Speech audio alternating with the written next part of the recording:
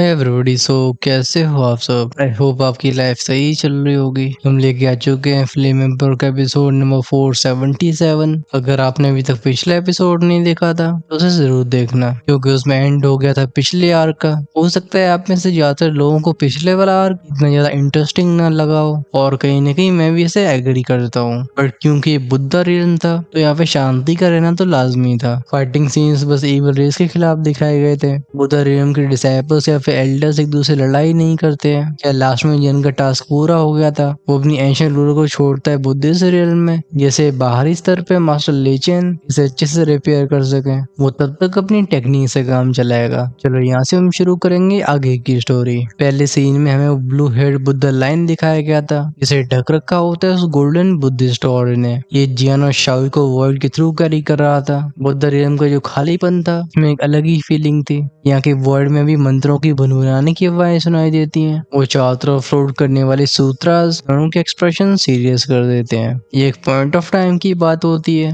जब जान की टोली इस वर्ल्ड टनल के एंड में पहुंच जाती है। ये ह्यूमन रिल्म की बाउंड्री थी। ब्लू हेड बुद्धा लाइन वहीं पे रुकता है और जियान से कहता है वहां पे पहुंच चुके हैं, जहाँ से तुम्हारे लिए बुद्धा रिल्म से बाहर जाना कोई परेशानी भरी बात नहीं होगी, और इसी जगह पे मैं फेयरवेल करना होगा। तुम दोनों ने जो मेरी हेल्प की है उसे भूलूंगा नहीं। तुम्हारी और स्ट्रॉन्ग है और मैं तुम्हारे शरीर के अंदर कई हिडन सीक्रेट सेंस कर पा रहा हूँ। परहैप्स किस्मत हमें दोबारा मिलने का मौका देगी। चाओ और जियान भी नोट करते हैं। ये फिर मुड़ जाते हैं दूसरी तरफ। हाथ के एक इशारे पे स्पेस ने क्रैक बनाया था, जहाँ से दोनों का फिगर गायब हो जाता है। डिसअपीयर होता है वो बुद्धा लाइन भी। बस बात ऐसी होती है कि दोनों को ट्रैवल करने में ज्यादा समय नहीं हुआ होता। ये करीब 3 मिनट के बाद की बात थी जब कोई डायरेक्शन जियान के ध्यान को खींचती है। इसे बस दूर से कुछ धकता हुआ महसूस हुआ था, जैसे कोई वॉलेंट एक्सप्लोजन। या आईब्रोज को नेट करके बोलता है वेट, ये और फैमिलियर है क्या? ये वही स्पेशल इंटेलिजेंस मार्केट का बंदा नहीं है? लिटरली नोट करके बोलता है बिग ब्रदर चलो देखते हैं कि हो क्या रहा है। जियान एक इशारे पे दोनों को क्रिस्टलाइन बैरियर से ढक लेता है। ये उसका सोल फोर्स बैरियर था। दोनों आगे के डार्क रीजन में उड़ जाते हैं। यहाँ से काफी दूर वर्ल्ड में एक पीले रंग की रोशनी वुशिंग आवाज के साथ आगे बढ़ रही थी। ये जहाँ जहाँ से निकलती है वहाँ स्पेस ट्रेम्बल होता हुआ रह जाता है। साथ में कई पीले रंग की चिंगारियां भी रह जाती हैं। इस बंदे के हाथ में एक नीले रंग की सोट थी, इसमें एक पेना और निकल रहा होता है। जिस तरीके से इसके हाव भाव और शरीर की हालत थी, बात साफ थी किसी से भाग रहा है। इसकी पूरी बॉडी को ढक रखा था वुंड्स यानी कि घाव ने, और पीछे तलवार का वो म्यान, जिसे हम इंग्लिश में स्कैवर्ड बोलेंगे, एक डिम लाइट को निकाल रहा था। ये बंदा दांती मीस के बोलता है डैम इट, उस मॉन्क से डील करना इतना कठिन क्यों है? ऑफ कोर्स ये और कोई नहीं बल्कि ली टियानशाओ था। इस नीले ऑरे वाले फिगर का पीछा जो येलो लाइट कर रही थी वो आसपास के स्पेस को हिला के रख देती है। इस पीली रोशनी में से एक आवाज आती है, मूर्ख इंसान तेरी मेरी बुद्धा से के फॉरवर्डन एरिया में जाने की हिम्मत कैसे हुई? आज मैं तुझे परमानेंटली सप्रेस कर दूंगा। ली टियानशाओ कोल्ड आवाज में कहता है मुझे सप्रेस करोगे? बस अकेली तुम्हारी स्टैंड के साथ। अपनी तलवार को घुमाता है। टेक्निक का नाम था सोर्जी 3000 माइल्स। एक कचक का साउंड गूंजता है। एंशिएंट सोर्ड में से वो डेजन लाइट इरप्ट होती है। वो साइन ब्लेड लाइट से शूट हो जाती है येलो ग्लो की तरफ। हवा में से विजिंग आवाजें निकलती हैं। इस अटैक को सेंस करके वो पीली रोशनी बीच में रुक गई थी। जब मामला क्लियर हुआ था तो हमें एक शांत सा देखने वाला मॉन्क दिखाई दिया था, जैसा कि बुद्ध स्क्रिप्चर्स की लाइट ढक रही होती है। उस अटैक को देख के बोलते हैं सोर्ड डोमेन लॉर्ड की सोर्ड टेक्निक। उसके दोनों हाथ जो कि जुड़े होते हैं, इनमें से एक आगे बढ़ा था। पीछे एक बुद्धा पाम कंडेंस होता है जो बैंक की वैसा सामने की सोर्ड लाइट से टकरा जाता है। हम सोर्ड एनर्जी को प्योरीफाई होते हुए देखते हैं। अपने अटैक को इस तरीके से डिसॉल्व होते हुए देख टियानशाओ टेस्ट करके बोलता है लगता है मेरी तरफ से मिस कैलकुलेशन थी। मैंने सोचा नहीं था कि बुद्धिज्म फॉरवर्ड ग्राउंड्स के मॉन्क इतने पावरफुल होंगे, लेकिन मेरे सोर्ड इंटेंट को कॉम्प्रहेंड करने का सबसे अच्छा मौका है कि हथेली उठती है। वो बोलता है सोर्ड कम। उसके चारों तरफ का स्पेस डिस्टॉर्ट हुआ था। गूंजी थी शाबू शाबू वुजिंग आवाजें। तो एंशिएंट सोर्ड और जिंदा हो चुका हो। ली टियानशाओ के एक्शंस को देख के मॉन्क जिसके दूसरे हाथ में मोतियों की माला थी हल्का सा ट्विस्ट करके बोलता है डोनर आप कुछ ज्यादा ही किलिंग इंटेंट कैरी कर रहे हो। इस तरीके से आप ही सफर करोगे। वो इस्तेमाल करता है technique Buddha sound Zen seal. उसके एक इशारे पे पीछे का स्पेस क्रंच क्रंच क्रंच की आवाज साथ कई जगह से फटा था। इसमें से सुनहरी चेन्स निकलती हैं जो सीधा शूट हो जाती है ली टियानशाओ की तरफ। इनमें से हर एक चेन के पास जो पावर थी रिइंकार्नेशन पावर हाउसेस को भी सप्रेस कर सकती थी। अगर इसके द्वारा कोई बांध लिया गया तो उसका छूटना बहुत मुश्किल होगा। साइंस तो लिटियन शॉप भी करता है, इसलिए उधार की बोलते हैं सोर्ड ब्रेक द स्काई। उसकी एनर्जी अपनी सोर्ड के अंदर जाती है। रम की वैसा वर्ड कोलैप्स हो गया था। इन्फिनाइट सोर्ड शैडोज को टूटती हुई तारों की तरह आगे बढ़ती हैं। वो मॉन्क मंत्र पढ़ता है कि sea of suffering is boundless and back to reach the shore. ये ज़ेन साउंड सीधा लिटियन शॉप की सोर्ड को टारगेट करता है। मुंह से क्रक का साउंड बाहर आया था। होठों के किनारे से खून की लाइन बहती है। उसके अटैक में गड़बड़ी आ जाती है। उसकी ट्रैजेक्टरी खराब हो गई थी। उसकी सोर्ड शैडो जैसी बुद्धिस्ट चेन्स को टच करती हैं, गूंजती हैं क्रैकिंग आवाजें। ये तुरंत ही शैटर हो जाती हैं। लिटियन शॉप को बैकलैश पहुंचती है। फ्लैट के साउंड साथ और भी खून बाहर आया था। चेहरे के रंग उड़ जाते हैं। वो खुद से बोलते हैं डुअल इनकार्नेशन पावर हाउस सच में अपनी रेपुटेशन की वर्दी है। वहीं पे मॉन्क जिसका नाम वुडाओ था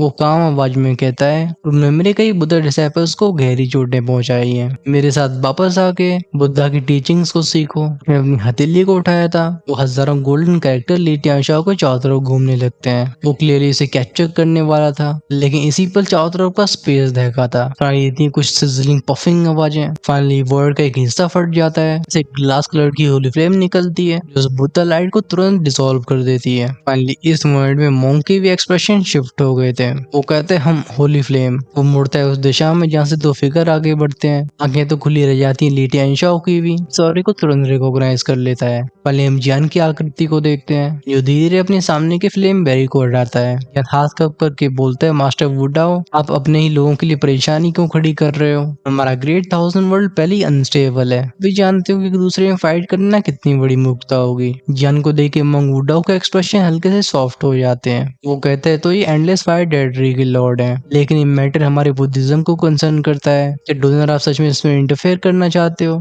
जियान हल्की स्माइल के साथ बोलता है ये नौजवान मेरे एक ओल्ड फ्रेंड का डिसाइपल है। जियान का मतलब साफ था कि वो इसे प्रोटेक्ट करेगा। वो ओल्ड मॉन्क कुछ समय तक शांत रहता है। वो जियान को देखता है गहरी आंखों से। वो फाइनली अपने सिर को हिला के बोलता है वेरी वेल। क्योंकि गोल्डन लाइट के फ्लैश में गायब हो गया था। इवन अपनी डुअल इनकार्नेशन की स्टैंड के बाद भी उसे जियान की ग्लेज होली फ्लेम में से भयानक खतरा महसूस होता है। कदम पीछे लेना ही उसका बस अकेला विकल्प रह गया था। वहीं पे लिटियन शॉप जो की सिचुएशन को देख के इस तरह की स्टंड हुआ होता है कि हम उसके मुंह को खुला हुआ देखते हैं। वो जियान से कहता है एक ओल्ड फ्रेंड का डिसाइपल। हाँ ये जियान ज्यादा बकवास नहीं करता। वो सीधे एक इशारा करके बोलता है ये लो ये कुछ मेडिसिन पिल्स हैं। शाओई चलो हम चलते हैं। बिना यहाँ पे एक और समय और बात करते हुए वो शाओई के साथ वॉइड में एंटर कर गया था और वापस एंडलेस फायर टेरिटरी की तरफ लौट जाता है। दूसरी तरफ पीछे रह गया वो लिटियन शॉप जो कि जियान की दिशा की तरफ देख रहा था। वो काफी समय के बाद बोलता है डैम क्या अजीब इंसान है। लेकिन वो ओल्ड फ्रेंड का डिसाइपल लगता है इससे कनेक्ट होने वाला कोई भी व्यक्ति दुनिया के लीडर्स में से एक होगा। वो जियान की मेडिसिन को स्वीकार कर लेता है। सो बेसिकली इस तरीके से जर्नी जिसमें जियान को अपनी एंशिएंट रूलर रिपेयर करवानी थी वो एक परफेक्ट एंड में आती है। जब वो दोबारा से अपने इस डिवाइन वेपन को देखेगा तो डेफिनेटली वो चमक बिखराएगा जो कि अपने नाम का वर्दी है।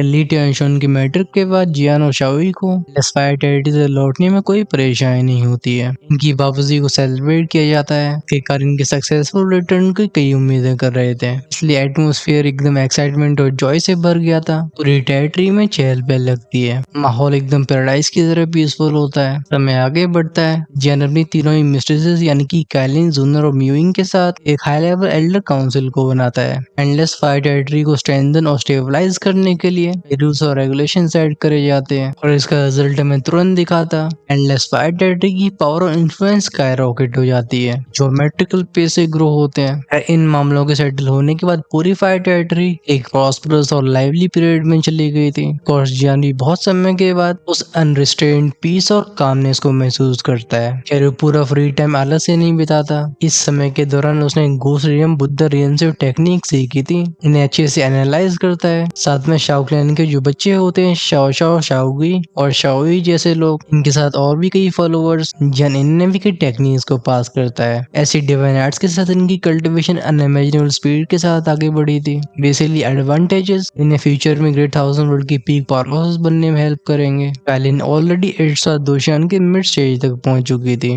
लेकिन उसके शरीर के अंदर की 10 कट सॉल्विंग पाइथन की स्ट्रेंथ होती है। इसे पूरी तरीके से वीकन और मर्ज होने में समय लगेगा और वेल इसीलिए इनकी डिवाइन वर्ल्ड की जो प्लान जर्नी थी वो आगे पोस्टपोन हो जाती है। लगता है गॉडेस याओजी ने म्यूइंग के लिए जियान के पास पास कुछ गिफ्ट छोड़े होते हैं। इस गाइडेंस के साथ वो ब्रेक थ्रू कर लेती है 872 इमोर्टल में। जिन को देख के इवन जियान भी शॉक हो गया था। लगता है जो पर्पल फायर सीड याओजी ने उसे दिया था तो उसका ओरिजिन सच में एक्स्ट्राऑर्डिनरी होगा। जहाँ तक बात है जुन्नर की, जिन दिनों जियान की नामौजूदगी रही थी उस टाइम का इस्तेमाल करती फिनिक्स निर्वाणा पिल और अपनी रिइंकार्नेशन सील के बीच में कनेक्शन बिठाने में। उसकी कल्टीवेशन 872 शान के बिल्कुल पीक पे पहुंच जाती है। ये स्पीड इतनी टेरिफाइंग थी कि हिस्ट्री में शायद ही कोई ऐसा कर पाया हो। ऑफ कोर्स रिइंकार्नेशन ब्रेक थ्रू करने के लिए एक इमेंस अपॉर्चुनिटी की जरूरत होती है और जूनर किसी भी तरीके की जल्दबाजी नहीं करती। एंशिएंट गू क्लैन की डॉटर हमेशा की जीनियस रहेगी, वो दुखी कॉर्डिनेट हो या फिर ह्यूज वर्ल्ड, सबके कंबाइंड एफर्ट्स के साथ एंडलेस फायर टेरिटरी स्थिरता को बरकरार रखते हुए काफी तेजी से ग्रो होता है। ऑफ कोर्स ये इंसानी दुनिया के टॉप लेन से अब भी कंपेयर नहीं कर सकता था,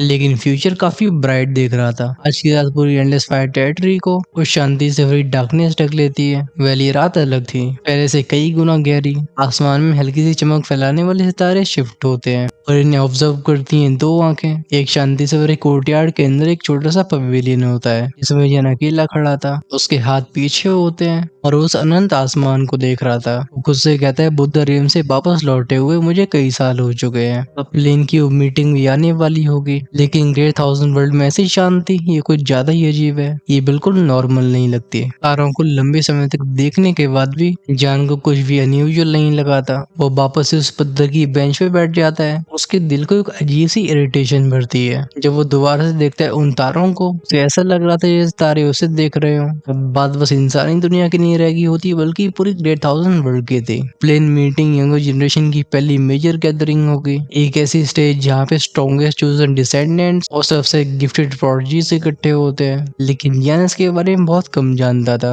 इवन स्पेस इंटेलिजेंस बिल्डिंग भी इसके बारे में बोलना नहीं चाहती। साफ तौर पर इसकी इंफॉर्मेशन इकट्ठा करना बहुत डिफिकल्ट था। कुछ और समय गुजरता है, फिर इस पवेलियन के एंट्रेंस पे एक डेलिकेट फिगर अपीयर हुआ था जिसने लंबी ब्लू ड्रेस पहन रखी थी। चेहरे पे होती वो जेंटल स्माइल, उसका वो ग्रेसफुल और एकदम इथेरियल लगता है, जैसे पेंटिंग से कोई फेरी निकल आई हो। वो कहती है मैं जानती थी बदरजियान आप यहाँ पे होगे। इस नई दुनिया में आए हुए अब 10 साल हो चुके हैं, लेकिन जूनर की ब्यूटी अब भी अनटच्ड, रिफाइंड, एलिगेंट और ब्राइट रहती है जैसा हमेशा थी। यान भी स्माइल करके बोलता है और तुम भी। तुरंत ही अपनी वाइफ को अपनी बाहों में ले लेता है। जूनर बोलती है शाओ शाओ और बाकियों को आपने डिवाइन आर्ट्स दे दी है, इनके फ्यूचर लिमिटलेस होंगे। एंडलेस फायर टेरिटरी भी अब स्टेबल है, इसलिए बदरजियान आपको चिंता करने की जरूरत नहीं है। फ्यूचर हमारे लिए चाहे कुछ भी होल्ड कर रहा हो, जूनर आपके साथ हमेशा रहेगी। जब जूनर अपनी कानों में उस मजबूत धड़कन को महसूस करती है, उसके चेहरे पे काम, कंटेंट और हल्की सी स्माइल आती है। वो इस गर्माहट को बहुत लंबे समय बाद महसूस कर रही थी। जूनर जानती थी कि जन कितने बर्डन्स को कैरी कर रहा है। वो भले रिइंकार्नेशन में एंटर कर चुका हो, लेकिन अभी भी उसकी जर्नी दूर दूर तक खत्म नहीं हुई है। जूनर की बात पे जन भी एग्री करता है, ये रीजनिंग सही थी। वो कहता है हाँ अभी के लिए एंडलेस फायर टेरिटरी ठीक है, लेकिन बस ये दुनिया मुझे कुछ ज्यादा ही शांत लगती है। ये अच्छी फीलिंग नहीं है। हाँ मेरी बेटी भी बड़ी हो रही है। आई वंडर ऐसा कौन होगा जो मेरी शाओ शाओ की नजरों को कैच करेगा। शुरुआती दिनों में फायर टेरिटरी की एंडलेस रिस्पॉन्सिबिलिटीज की वजह से जैन के दिमाग के फ्यूज जुड़ गए थे, लेकिन अब जब चीजें स्टेबल हैं उसे फाइनली फ्री टाइम मिला था। जैन के सवाल को सुन के जूनर स्माइल के साथ कहती है हम आप जैसे स्ट्रॉन्ग फादर की वजह से। शाओ शाओ तो बातें होने लगी थी फ्यूचर की। शाओ शाओ का टैलेंट कालिन से कम नहीं है, इसे कहीं ना कहीं ऊपर भी माना जा सकता है, क्योंकि उसके पास उस मेड्यूसा ब्लड लाइन नहीं बल्कि शाओ क्लैन की सुप्रीम ब्लड लाइन भी है। और तो स्टार्टिंग पॉइंट उसे बहुत ऊपर मिला है, चाहे दुखी कोऑर्डिनेट हो या फिर एंडलेस फायर टेरिटरी। अपनी जवानी में इन जगहों की प्रिंसेस है, और अगर उसकी बैटल स्ट्रेंथ की बात कर रही है तो 872 शान से नीचे शायद ही उसे कोई हरा पाए। फिर ध्यान दूसरी तरफ ले जाता है, कहता है वो लड़का शाओलिन ये कुछ ज्यादा ही रिलैक्स्ड है, तो मुझे उसे ट्रेनिंग देनी पड़ेगी। अगर उसे ये प्रेशर नहीं मिला तो वो कभी रियलाइज नहीं कर पाएगा कि प्रॉपर मैन कैसे बर्ताव करता है। जान को हंसते हुए देख के जूनर पॉइंट करके बोलती तुम बदरजियान आगे आप चाहे कैसा भी रास्ता चलो, जूनर आपके साथ चलेगी। इस बार उसकी आवाज में सीरियसनेस होती है, इसमें कोई हिडिंग मीनिंग नहीं थी, जैसे हर एक शब्द पत्थर की लकीर हो। उसके ऐसी टोन को सुन के जान स्टार्टल्ड हो जाता है। वो बोलता है तुम या ये तुम सबका आइडिया है। अपने चेहरे पर उस क्यूट एक्सप्रेशन को रखते बोलते हुए जुन हाफ करके बोलती है, ऑफ कोर्स ये मेरा आइडिया था। ये दोनों हाथ अपनी कमर पे जाते हैं और मुंह उठा के बोलती है, सच्चाई ये है कि ऐसा सब सोच रहे हैं। यिंग रिफाइन कर रही है उस पर्पल फायर सीड को और सिस्टर कालिन स्टैंड कर पावर को समझ रही है। बस फ्री में रह गई हूँ। लेकिन जियान जब आप चले गए थे तो जुनर ने कई रूमर सुने। उसके चेहरे पे आती चालाकी से भरी डेविल स्माइल। वो जियान की आंखों में घूर के बोलती, फॉर एग्जाम्पल गोस्ट वर्ल्ड की दुखी फे और शाओ फैमिली गार्डियन की शोजोइंग। और जियान आप सब कुछ अच्छे से एक्सप्लेन करोगे राइट? जियान के चेहरे के रंग उठ जाते हैं। वो एक बार एक बहाने बनाने लगा था। वो शांति से भरे पवेलियन से गूंजती कई चढ़ाने की आवाजें। लेकिन ये मामला कुछ मिर्चे की ठहरता है क्योंकि अचानक से आसमान बदला था। हेवन से निकलती extremely magic powers, deep ancient और अनफेथमेबल वेव्स। ये पावर इतनी इमेंस होती है कि एंडलेस फायर टेरिटरी से कंटेन नहीं कर सकती थी। गूंजती वजिंग की आवाजें। दोनों अर्थ का नेचुरल ऑरा एकदम क्योटिक हो जाता है। तालाब की तरह वो पावर की वेव्स बहती हैं। जब जन ध्यान से आसमान को सेंस करता है तो उसकी पैनी आंखें फ्लिकर हुई थी। वो तुरंत ही अपनी सांसों को स्थिर करके बोलता है, ओह तो ये लेट हुआ, ये रियल्म की सोल पावर है। वो अपनी आंखें बंद करके रिलीज करता है अपनी सोल परसेप्शन को और अनएक्सपेक्टेडली कुछ ही दूरी से उसे कई लाइट सील जैसी पावर महसूस होती है। जुनर भी खुद को स्थिर करके बोलती है, बिग ब्रदर जियान ये क्या है? फायर डोमेन के ऊपर जो ऑरा मौजूद था ये आसमान को फ्रैक्चर करने की कगार पे आ गया होता है। लेकिन जियान इसका आंसर नहीं देता। सिंपली उसकी भौहें से उठ जाती हैं। आसमान के स्टार्स कुछ अननेचुरल फॉर्मेशन बना रहे थे, जैसे कोई इनके अंदर छिपा हुआ हो। तभी गूंजती किसी की कोल्ड हंसी की आवाज। वो हा करके बोलता है, तो ये so called endless fire territory है। बस एक टेरिटरी जो कि 4 कॉन्टिनेंट्स को क्लेम करके अपने आप को डोमेन कहलाना चाहती है। इस वॉइस के बाद भी कोई अपियर नहीं हुआ था। इवन तो जियान का सोल ऑरा फैल रहा हो, लेकिन तभी वो ट्रांसपेरेंट फोर्स उसके हाथ में नहीं आती। वो कोल्ड हम की साउंड एकदम एंशिएंट बेल जैसी होती है, जिसकी एक स्ट्राइक पूरे एंडलेस फायर डोमेन को लाने के लिए काफी थी। जियान कहता है, सोल प्रोजेक्शन, तो तुम अपनी सोल पावर से वर्ल्ड को क्रॉस कर रहे हो। मेरी एंडलेस फायर टेरिटरी में इस तरीके से आने से तुम आखिरकार क्या साबित करना चाहते हो? हालांकि कहने को तो जियान के भी शब्द थे, लेकिन ये एक स्पिरिचुअल टाइप का अटैकिंग मेथड होता है। ये कई रिपल्स में ट्रांसफॉर्म होकर सामना करता है उस अटैक का जो कि दूसरी पार्टी की तरफ से आया था। गूंजती मफल्ड बूमिंग आवाजें, कोई तेज रोशनी या फिर एक्सप्लोजन नहीं होते हैं, बस वो रिइंकार्नेशन लेवल का ऑरा फ्लक्चुएट होता है। जियान सीधे जुनर के हाथ को पकड़ के बोलता है, लेट्स गो। क्रैक स्विच के साउंड से तो ऊपर उड़ गए थे। इसी मोमेंट में एंडलेस फायर टेरिटरी के और इनकार्नेशन पावर हाउसेस इस डिस्टर्बेंस को सेंस करते हैं। गूंजती वार्निंग बेल्स हमें के बारे कई एक्सपर्ट्स को ऊपर उठते हुए देखते हैं, लेकिन तभी आसमान का प्रेशर कम नहीं होता। वो vast core soul suffocating power ये उन एलिट्स को भी हिला के रख देती है। एक बार में तो प्योर सोल फोर्स महसूस होती थी, लेकिन इसके अंदर एक जेन्युइन इनकार्नेशन का भी हो रहा था। पहले हमारा ध्यान जाता है एंडलेस फायर टेरिटरी की फैंग वनर के ऊपर। रिलीज होती है शाओ फैमिली की गार्डियन की माइट।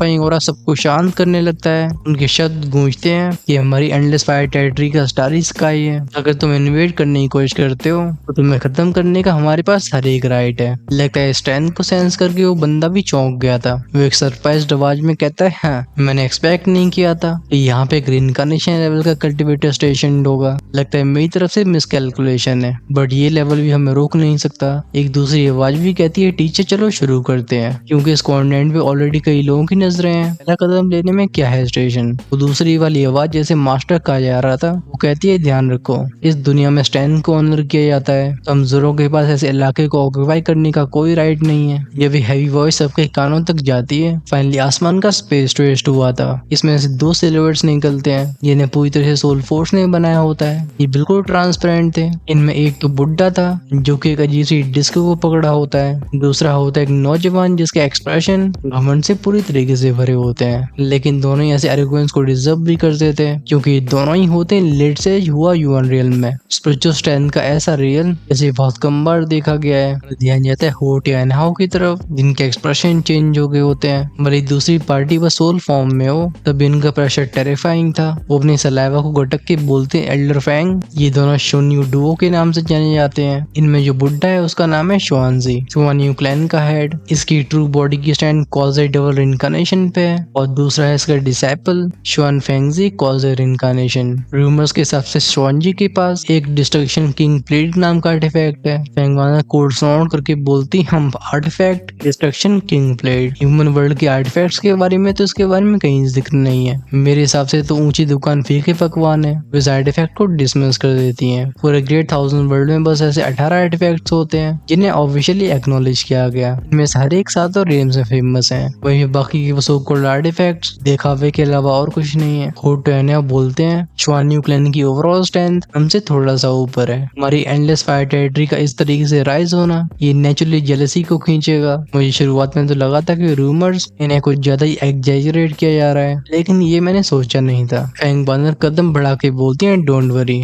यहाँ पे सब कुछ मुझे बिलोंग करता है। ट्रम्प के संग धरती आसमान ट्रेम्बल होते हैं। फैलता है वो ट्रिपल रिइंकार्नेशन का ऑरा। बेसिकली जन के वापस आने के बाद फैंग बानर के शरीर में जो डार्क इंजरी थी वो कम्प्लीटली हील हो गई होती है। जब अपनी ट्रू पीक पावर पे लौट आती है, फैंग बानर की ओवरवेलिंग प्रेशर से भरी हुई आवाज पूरी एंडलेस फायर टेरिटरी में गूंजती है। वो कहती है शुआन जी, तुम और तुम्हारा डिसाइपल ग्रेट थाउजेंड वर्ल्ड में काफी रेस्पेक्टेड फिगर्स हैं, लेकिन तब भी तुम्हारी हमारे एंडलेस फायर टेरिटरी में इस तरीके से ट्रेसपास करने की हिम्मत हुई। तुम करना क्या चाहते हो? फ्लक्चुएशंस को सेंस करके शुआन फेंग एकदम कांप गया था। वो कई सेकंड्स के बाद रिकवर होता है। ये वो ट्रू रिइंकार्नेशन प्रेशर था। उसकी सोल बॉडी की ऑलमोस्ट पर कच्चे उड़ा रहा होता है। उसने कभी नहीं सोचा था कि वो यहाँ पे एक थर्ड ऑर्डर के रिइंकार्नेशन एक्सपर्ट का सामना कर रहा होगा। कहता है ट्रिपल रिइंकार्नेशन मास्टर, हमारी इन्फॉर्मेशन गलत थी। एक्सप्रेशन उस बुड्ढे के भी हार्ड हो गए थे। तो फाइनली साय करके बोलता है मैंने कभी इमेजिन नहीं किया था कि ये टेरिटरी ऐसी स्ट्रेंथ को छिपा रही होगी, लेकिन क्योंकि हम ऑलरेडी यहाँ पे आ चुके हैं, कदम पीछे लेने का सवाल नहीं उठता। I call upon the soul force from the spirit body. दोनों हाथों को पास लाके बोलता है कंडेंस। उन दोनों की इल्यूजरी अवतार्स अचानक से रंग बिरंगे होने लगते हैं। ये इस तरीके से सॉलिड हो रहे थे जैसे फिजिकल बॉडीज हों। हालांकि स्पिरिट बॉडी को क्रिएट करने की टेक्निक काफी शानदार थी, लेकिन तभी इसे मैनिफेस्ट करने के बाद भी बस अपनी एक्चुअल पावर की 80% स्ट्रेंथ का इस्तेमाल किया जा सकता है। वहीं पे जो भी डैमेज इनकी सोल बॉडीज को होगा, बैकलैश के तौर पे इनकी असली शरीरों को लौटेगा, पॉसिबली कई गुना बढ़ के। फैंग बंधन हाथ उठा के कमांड देती है, endless fire territory defensive statement करेगी। सारे सस्पिशियस इंडिविजुअल्स इन्हें या फिर कैप्चर करो या फिर खत्म कर डालो। उनका रिइंकार्नेशन का ऑरा फैला था। अपनी इस भयानक स्ट्रेंथ के बाद भी फैंग बंधन की सेंसेस ट्विच होती हैं। उनकी नजरें जाती हैं आसमान में। तो स्टारी स्काई की गहराई में कुछ और था, कुछ ऑर्डिनरी रिइंकार्नेशन से भी टेरिफाइंग, कुछ ऐसा जो कि वो इनके पास ट्रिपल समसरा पावर है, वो भी हैंडल नहीं कर सकती हैं, लेकिन वो अभी के लिए इसे इग्नोर करती हैं। वो अपनी मर्डर स्टोन में कहती हैं शुआन यू के पास कई सीक्रेट्स हैं, तो चलो आज मैं देखती हूँ कि तुम्हारा क्लैन मेरी एंडलेस फायर टेरिटरी को कैसे चैलेंज करेगा। लेकिन इंटेंट तो शुआन जी की सोल बॉडी से भी इरप्ट हुआ था, जो एंडलेस फायर डोमेन को अच्छे से लॉक कर लेता है। आज की रात वो बिना सफलता के वापस नहीं लौटना चाहता था। गूंजती है बूम की साउंड। इन दोनों का वो टेरिफाइंग इनकार्नेशन हो रहा, ये रेजिंग रिवर की तरह फैलता है। इसने पूरे आसमान को सफेद सा कर दिया था। इस वॉलंटरी रिपल होता है जैसे किसी पर शेडर हो जाएगा। वो बुड्ढा जवान बुझी, इसके हाथ में डिस्ट्रक्शन हेवन प्लेट होती है। इसमें इसकी गोल्डन लाइंस हवा में निकल रही थी, जैसे लाखों धागे हवा में बुन रहे हो। ये रोशनी जहाँ जहाँ से निकलती है फॉलो करता है सफोकेटिंग साइलेंस, जैसे मिस्टीरियस पावर सब कुछ मिटाने के कैपेबल हो। वो बुड्ढा कहता है मेरे साइड इफेक्ट की ब्लेसिंग के साथ तो हम दोनों की अपोनेंट नहीं हो, इसलिए अपने डोमेन के मास्टर को बुलाओ। बेसिकली सो कॉल्ड आर्टिफैक्ट जो कि उसके हाथ में था, वो इस पे रिलाई करके थर्ड ऑर्डर रिइंकार्नेशन एक्सपर्ट को चैलेंज कर रहा था। इसी पर फैंग बंदर के एक्सप्रेशन बहुत हल्के बदलते हैं। उनका अटैक को लॉन्च करने वाला हाथ वहीं पर रुक जाता है। मुंह और नाक से निकलती कोड स्नॉट यानी कि हम की साउंड रिइंकार्नेशन वेव सामने के प्रेशर को तुरंत ही डिसॉल्व कर देती है। वेल रीजन बहुत सिंपल था, उन्हें एक फैमिलियर और अप्रोच करता हुआ महसूस होता है। वहीं पे उस डिसाइपल शुआन जी की बॉडी और भी हवा में उठती है। फिर चारों तरफ का स्पेस रिपल हो रहा था। शरीर छोटे सूरज की तरह जलता है। अपनी दोनों हथेलियों के बीच में एक ऊर्जा के गोले को इकट्ठा करते हुए बोलता है क्योंकि तुम जिद बड़े ही हो तो फिर मुझे ब्लेम मत करना।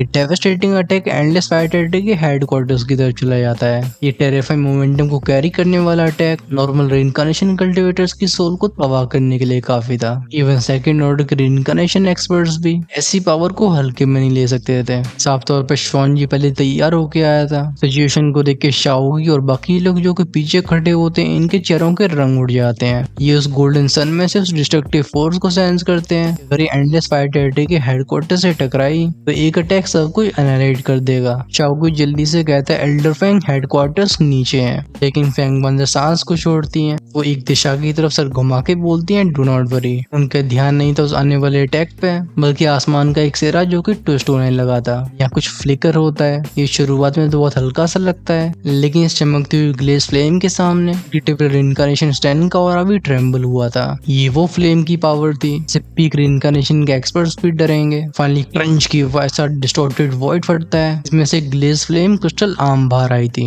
ये बस एक अकेला हाथ हाथ होता है, पीछे कोई फिगर दिखाई नहीं देता। एक आवाज कहती एज एक्सपेक्टेड, जॉनी क्लैनी की स्टैंड टेरिफाइंग है, लेकिन तब भी तुम्हारे पास मेरी एंडलेस फायर टेरिटरी के सामने इस तरीके से उछलने की क्वालिफिकेशन नहीं है। फिर सबकी स्टैंड नजरों में वो जाइंट ग्लेज फ्लेम आर्म और गोल्डन सन को मरोड़ के रख देती है। सुनाई देती है ची ची ची क्रीकिंग आवाजें। भयानक अटैक किसी छोटे से बुलबुले की तरह सफेद रंग की मिस्ट में फट के डिसअपियर हो गया था, जिसका छोटा सा ट्रेस भी नहीं बचता। देखिए बुड्ढा जुआन बूझी अपने आपको कई कदम पीछे लेने से रोक नहीं पाता। चौक आवाज के साथ कहता है को कौन है। उसकी नजरें उस ग्लेज्ड आर्म के ऊपर जाती हैं। वहां से कुछ ऐसा टेरिफाइंग फील हुआ था, उसकी खुद की रूह को हिला के रख देता है। फिर पलक झपकती वहाँ पे दो फिगर्स प्रकट होते हैं, जियान और जूनर। उस जुआन जी के पीछे खड़ा डिसाइपल जुआन फेंग जी, जिसके एक्सप्रेशन डिसबिलीफ के साथ जम चुके होते हैं। लड़खड़ाते हुए बोलता है एंडलेस फायर टेरिटरी का डोमेन मास्टर। हाउएवर हमें जानकारी मिली थी, उसके हिसाब से इसकी स्टैंड इस्टा दोशान की परफेक्शन या मिड पे होनी चाहिए थी। फिर ये मेरे मास्टर के सोलो अटैक को ऐसे कैजुअली क्रश कैसे कर सकता है। बेसिकली सामने खड़ा जियान इन्हें मेरी इंटेलिजेंस रिपोर्ट से बिल्कुल मैच नहीं करता था। हाउएवर बुड्ढा अपने कॉन्फिडेंस को बरकरार रखता है, हल्की सी भौं से कोड के बोलता है मैंने एक्सपेक्ट नहीं किया था कि तुम रिइंकार्नेशन में कदम रख लोगे, इम्प्रेसिव, लेकिन इससे कुछ नहीं बदलेगा। आज एंडलेस फायर टेरिटरी मुझसे बच नहीं सकती। उसके हिसाब से जैसे ही जियान खत्म हुआ, वो डिस्ट्रक्शन किंग प्लेट का इस्तेमाल करके फैंग बानर को सरप्राइज कर देगा। फिर ये पूरी टेरिटरी बिलोंग करेगी उसके ज़ोनियू क्लैन को। बेसिकली जब से जियान ने अपनी एंडलेस फायर डोमेन को क्रिएट किया था, ग्रेट थाउजेंड वर्ल्ड में न जाने कितनी नजरें ड्राइविंग फोर्स के ऊपर टिकी होती हैं, लेकिन जियान के घोस्ट और डीमन वर्ल्ड से कनेक्शन की वजह से ये सब डर के कदम पीछे ले लेते हैं। लेकिन ज़ोनियू क्लैन को इन सब में भरोसा नहीं था। हमारा फोकस जाता है जियान के ऊपर। उसने अपने पैरों को हवा में हल्का सरप्राइज किया था। उसे सेंटर बना के हल्की सी रिपल्स फैलती हैं। सबके कानों में थ्रम थ्रम थ्रमिंग आवाजें जाती हैं, जैसे पूरा स्टारी स्काई कांपने लगा हो। फिर वो अपनी फ्लैट आवाज में कहता है टाइनी ओल्ड मैन। बुड्ढे का गुस्सा फूट गया था।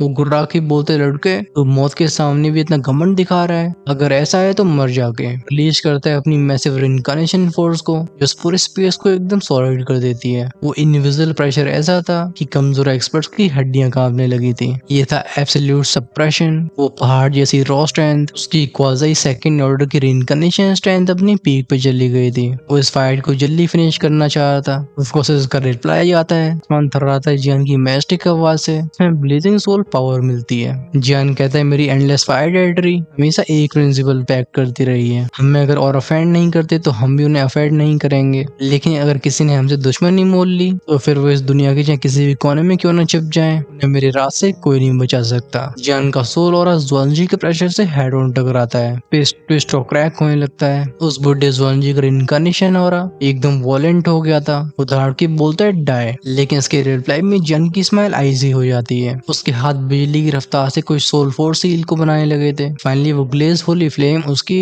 लेट स्टेज हुआयूं रियल्म की पावर से मिलती है। एक्टिवेट होता है होली फ्लेम रियल्म, एक कोलोसल सोल फायर फीनिक्स जिसके फ्लेम विंग्स पूरे आसमान को ढक लेते हैं। उसका वो चिया वाला क्राइक का साउंड गूंजा था और पंख चलते हैं उस ग्लेज ब्रिलियंस से। ये कैसे एंशिएंट और टेरिफाइंग ऑरी को कैरी करती है। इन पंखों की हर एक मूवमेंट उस स्टार स्काई को ट्विस्ट करने लगी थी। पूरा आसमानी क्रैक से ढक जाता है। सोल फायर फिनिक्स को ऊपर गोल गोल घूमते हुए देख के चाहे जुआनजी और फिर जुआन फेंगजी दोनों की खोपड़ियां जलाने लगी थी। उस प्राइमल फियर से इनकी रूहें कांपती हैं। ये कहते हैं हु लेट्स से हुआ यू अनरियल पावर और एक होली फ्लेम बेसिकली फिनिक्स दोनों को ही खत्म करने की पावर रखती है। हम जानते हैं कि इस नई शामन सोल फायर में जियान की घोस्ट फेस सोल फ्लेम भी मिली हुई है। सोल पावर और 5 होली फ्लेम की फ्यूजन से बना हुआ एक सिंपलेस्ट अटैक भी दोनों ही की सोल बॉडीज को जड़ से साफ कर सकता था। ये पैनिक होकर पीछे मुड़ते हैं। हाउएवर जियान इन्हें कैसे मौका दे सकता था कि हथेली हवा में उठती और कहता है भागना चाहते हो, नहीं यहाँ पे हमेशा के लिए रह जाओ। वो सामने इशारा करता है गो।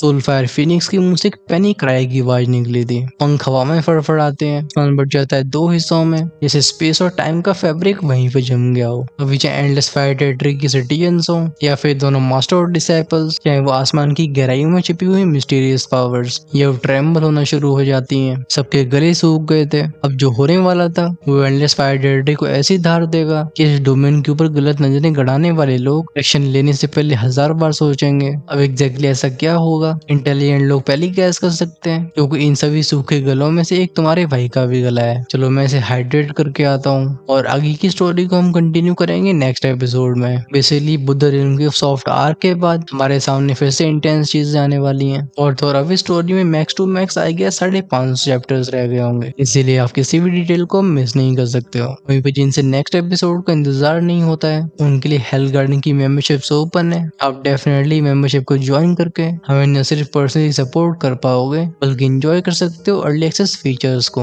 जिससे आपको कल का एपिसोड आज शाम को ही देखने को मिलेगा। वहीं पे जो हमेशा रहना चाहते हैं 2 से 3 पार्ट्स आगे, उन्हें अपने लेवल्स को इमोर्टल एम्पर या उसी पर अपग्रेड करना होगा, जो उनको ऑप्शन मिलेगा चैनल की होम पेज और सब्सक्राइब के साइड में। I think you should definitely check that out. तो तुम्हारे भाई की तरफ से अलविदा।